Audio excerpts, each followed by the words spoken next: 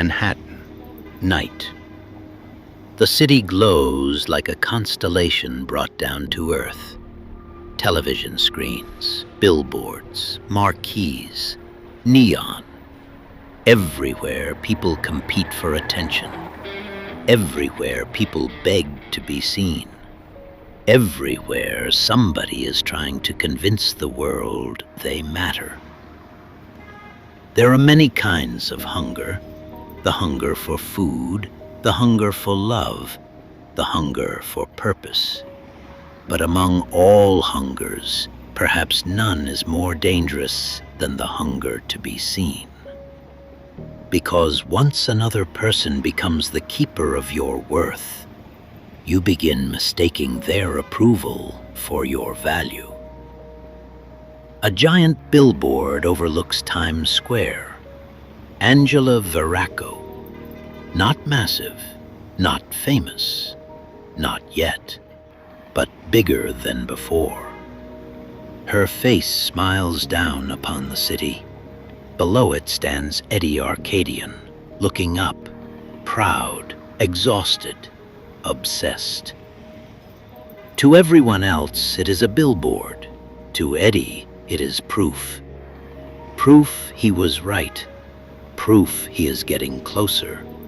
Proof he cannot stop now. The camera slowly pushes into Eddie's eyes.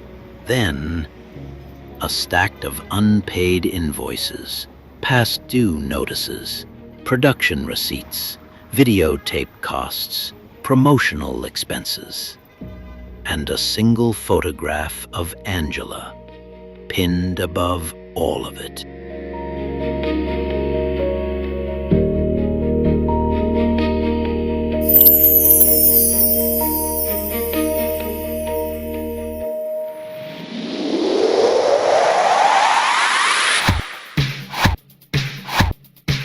There is one place you have not been.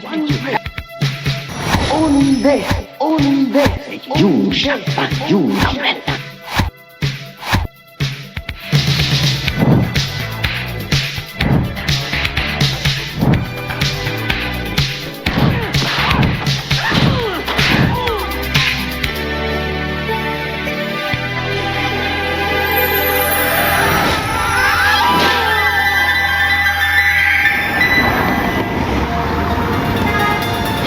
Several months before the opening of The Last Dragon, Angela's career is moving, not exploding, moving. The hardest stage. Too successful to quit, not successful enough to arrive. She performs larger clubs now. More people know her name. Fans wait after shows. Local radio occasionally mentions her. Photographers ask for pictures. Small managers begin making inquiries. The dream is no longer imaginary. It is visible, which somehow makes it harder, because now everyone expects it to happen. Dreams are easy when they are impossible. Reality begins the moment success becomes close enough to touch. Angela performs a new song before a packed audience. Applause fills the room. People cheer, whistle, call her name.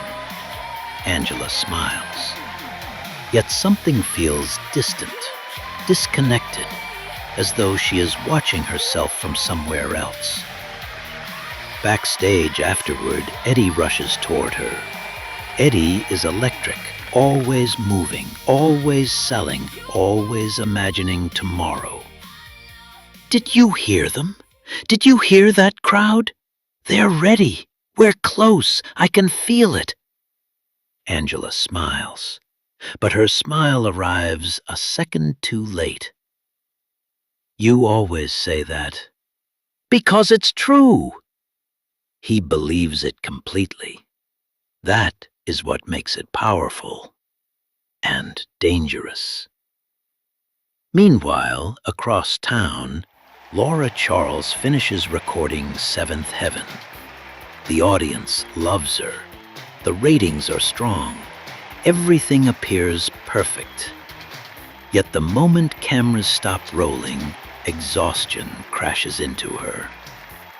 Assistants hand her schedules. Producers ask questions. Sponsors want meetings. Publicists want appearances. Fans wait outside. Laura barely has time to breathe. People imagine fame as freedom. They rarely see the cages. JJ's office resembles a battlefield. Cassette tapes, demo reels, photographs, headshots, letters, packages, requests. Hope arrives daily in cardboard boxes. Every hopeful performer believes they are one meeting away from changing the world. Every hopeful performer wants JJ. A receptionist enters carrying another stack. JJ groans. Receptionist. More submissions. JJ. Of course there are. He begins sorting them. Country singers, comedians, dancers, bands, rappers, magicians. Everybody wants airtime. Everybody wants validation. Everybody wants someone else to declare they matter. Then, Angela Viracco, again. JJ stares, almost laughs, almost cries. Eddie Arcadian has sent another package, and another, and another. The receptionist shakes her head. Receptionist. That guy again? JJ. That guy again. Despite himself, JJ smiles. Not because Eddie is winning, because Eddie never stops. Later, Eddie appears in person, again. Security knows him. Receptionists know him. Assistants know him. Nobody hates him, yet. Because Eddie remains charming, persistent, hopeful. He brings coffee, remembers names, tells stories, makes people laugh. But he never leaves empty-handed. He always asks for something. 5 minutes, one viewing, one opportunity, one chance. Just one. Always one. Angela's world keeps expanding. Magazine interviews, small television appearances, more bookings, better costumes, larger venues. The audience can see she's becoming the Angela Viracco from the film. But something else is happening. People no longer ask Angela what she wants. They ask Eddie. Venue owners call Eddie. Promoters call Eddie. Agents call Eddie. Everyone assumes he speaks for her. Sometimes he does, without realizing it. One evening, Angela sits alone after a performance. The crowd has gone. The theater is quiet. Eddie bursts in carrying promotional mock-ups, billboards, flyers, television concepts, marketing plans. He barely notices she is sitting in darkness. Eddie, you're gonna love these. Look at this one. Angela finally speaks.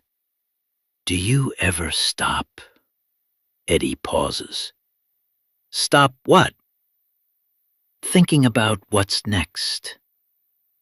Silence. No. Angela nods, not angry, not yet, just tired. I miss when singing was enough. For a moment, Eddie doesn't understand, which hurts even more. Some dreams begin as destinations, then slowly become obligations. The confrontation arrives quietly, not during a fight, not during a crisis, during dinner. The worst conversations often do. Angela and Eddie sit across from one another. No audience, no lights, no music, just honesty. Angela asks a simple question. If seventh heaven never happens, what then? Eddie immediately answers, it will happen. That's not what I asked. Then we keep trying. For how long? As long as it takes. Angela studies him, really studies him, perhaps for the first time. And if I don't want to? That lands like a punch. You don't mean that. Maybe I do.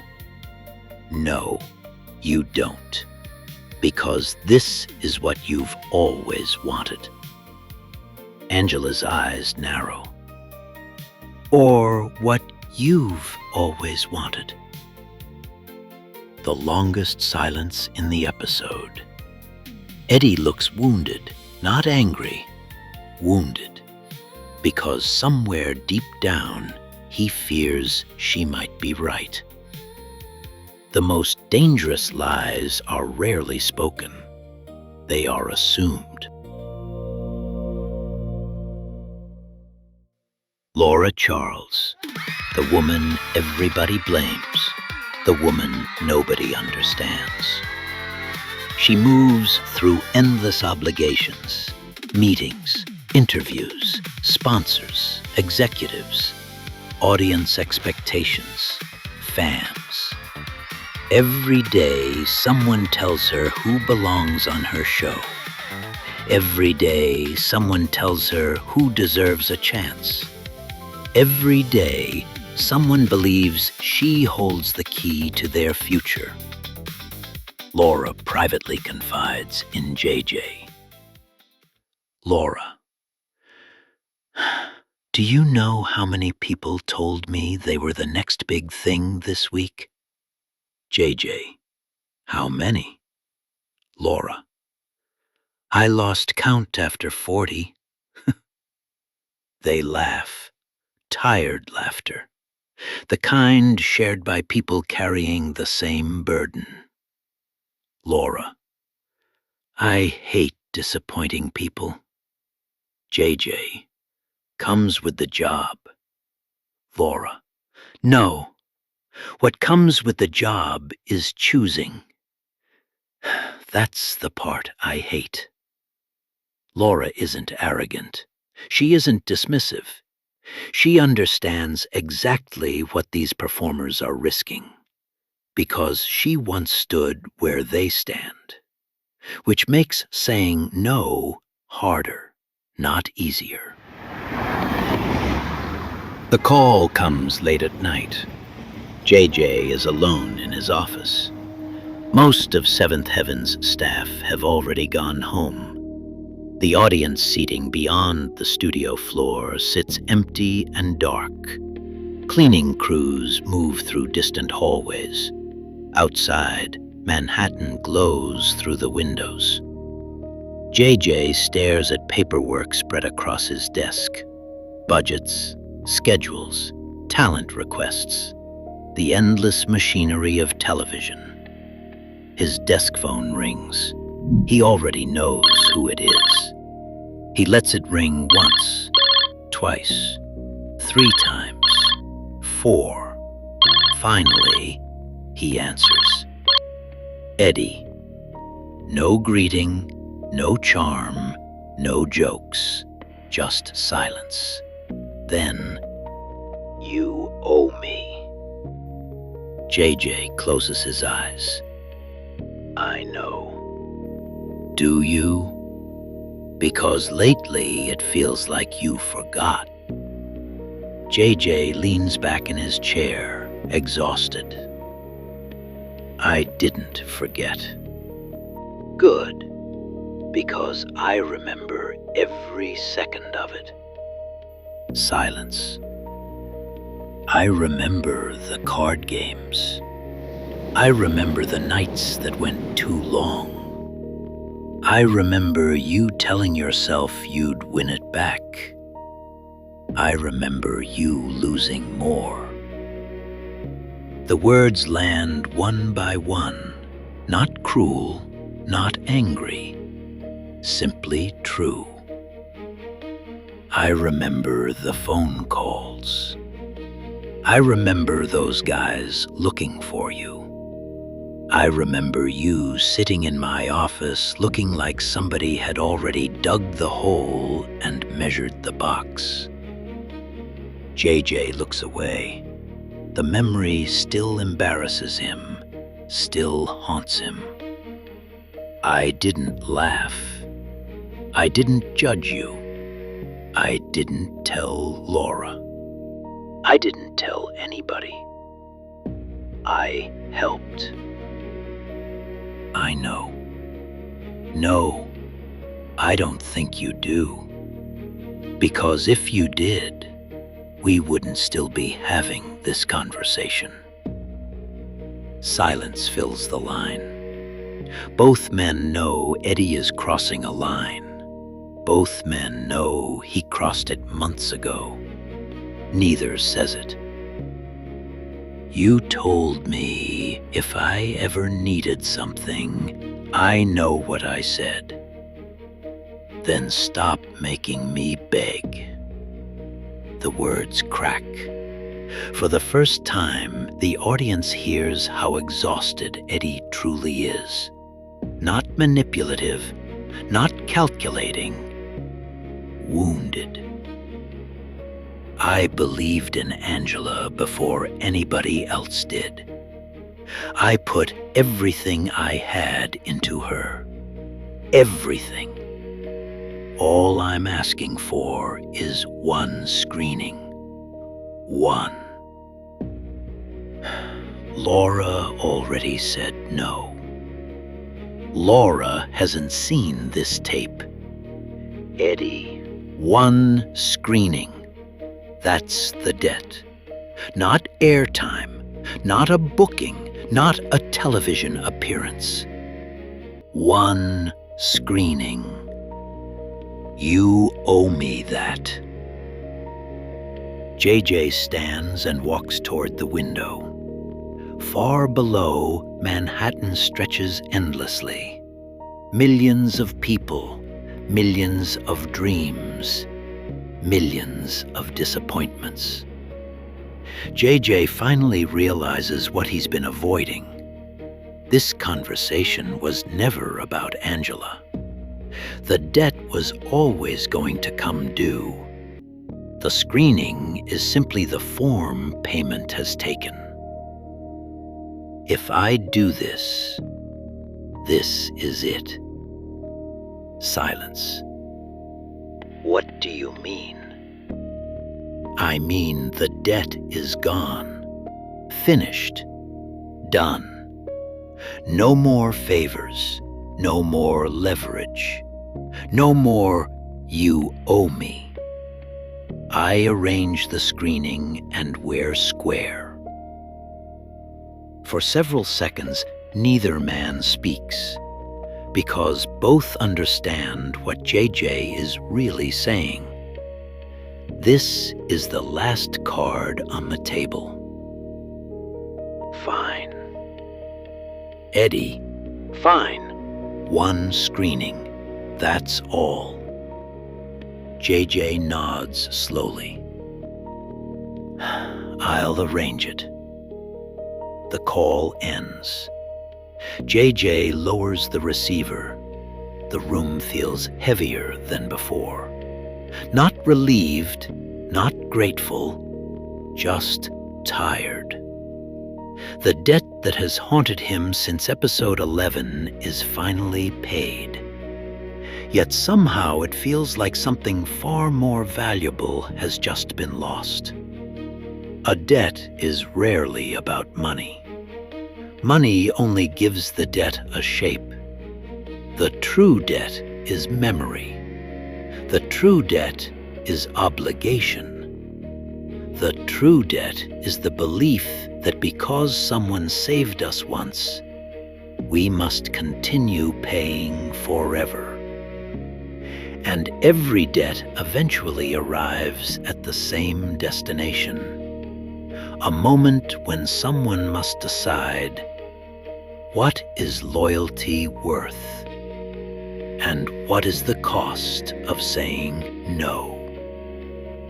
The screening is scheduled for the following week. Neither man sleeps well.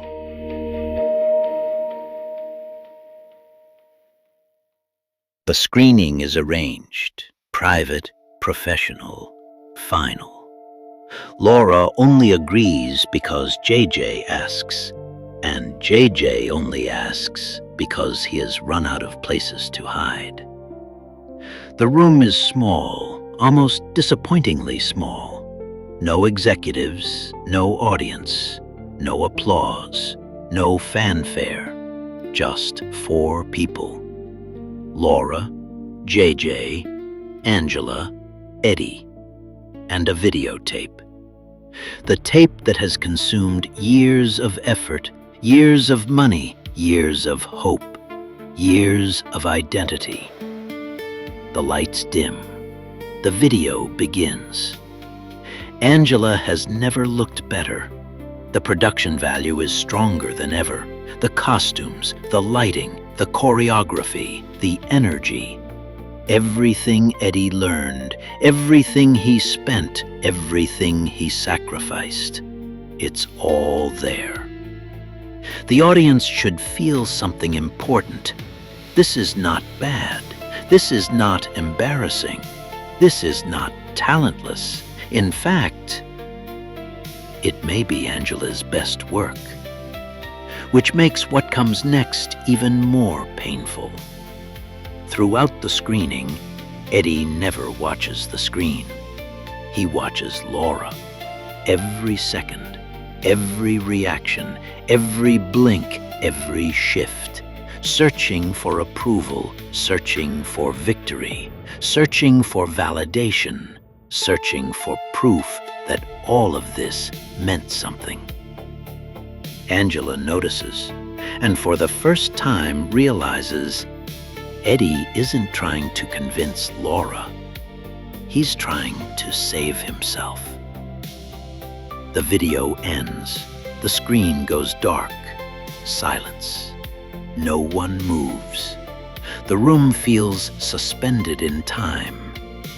Laura thinks carefully, longer than Eddie expected, long enough to create hope. Then, Laura, no! Silence. The word lands like a gunshot. Eddie laughs, a small laugh, confused, disbelieving. What? Laura, no. That's it? Laura remains calm, professional, measured. Angela has talent. That's never been the issue. Angela lowers her eyes because she has heard versions of this before, but never like this. Never final. The material doesn't fit the show. The audience doesn't come to Seventh Heaven for this. The concept is wrong for our format. The packaging is wrong for our audience. It's not about talent. It's about placement. Eddie shakes his head, refusing to understand. People would love it. Some people might. That's not the same thing. You don't know that. Yes, I do. That's my job. The room grows colder. Laura is not cruel, which somehow hurts more, because she isn't attacking Angela. She isn't insulting Angela. She isn't dismissing Angela. She is simply saying no, and she means it. Then Laura says the line that breaks him. "I think you're trying to make Angela into something she isn't." Silence. Absolute silence. Angela looks up. JJ freezes. Eddie stops breathing. Laura continues gently. "I think Angela works best when she's Angela, not when she's somebody's idea of what success is supposed to look like." The words aren't intended as an attack, but Eddie hears them as one, because they strike the exact wound he refuses to see. The meeting ends. Nobody argues, nobody shouts, nobody storms out. That would be easier. Instead, it ends professionally, like a business decision, which makes it feel permanent.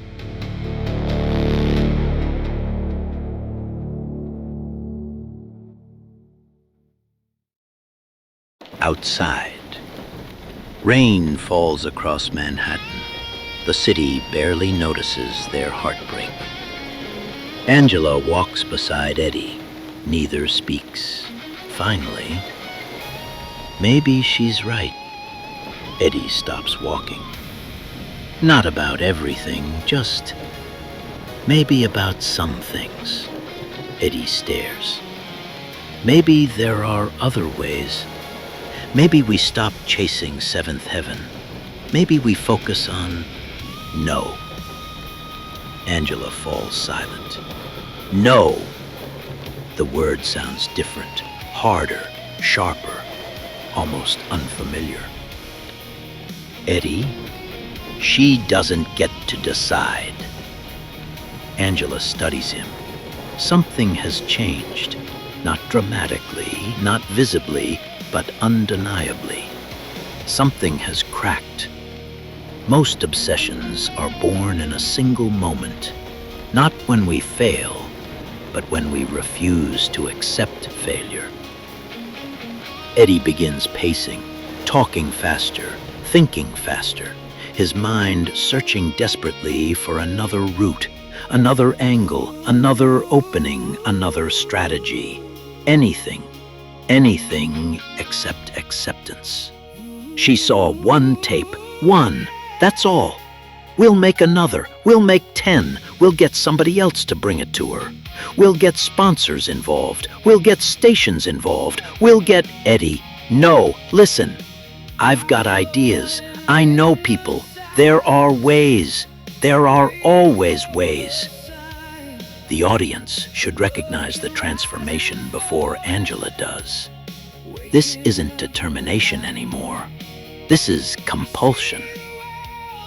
Days later, a giant billboard is unveiled. Angela Viracco, larger than ever, brighter than ever. Her smiling face towers above Manhattan. People stop and stare. Exactly the kind of success Eddie once dreamed about. Yet he barely notices, because he isn't looking at the billboard.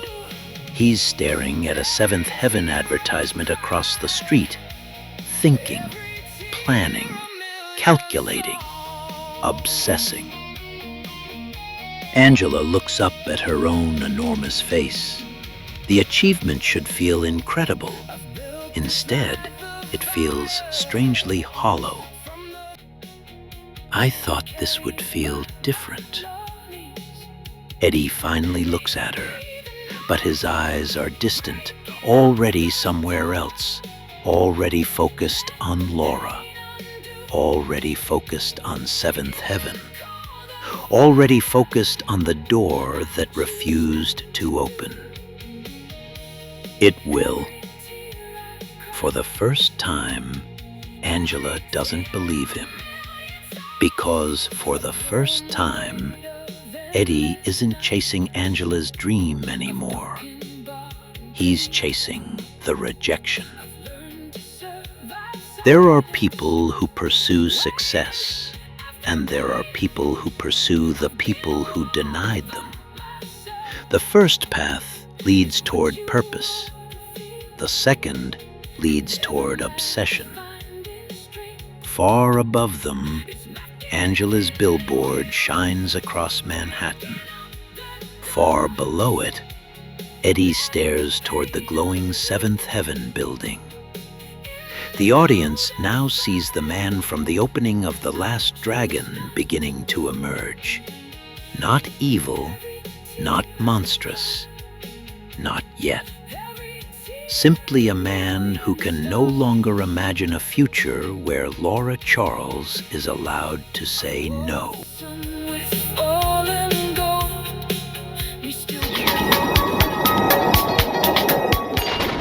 Laura Charles said no. Angela heard rejection. Eddie heard a challenge. And sometimes that difference changes everything. The glow will return, and when it does, the last dragon begins. If you enjoyed this episode, be sure to like, subscribe, and share your thoughts below. Until next time, protect your glow.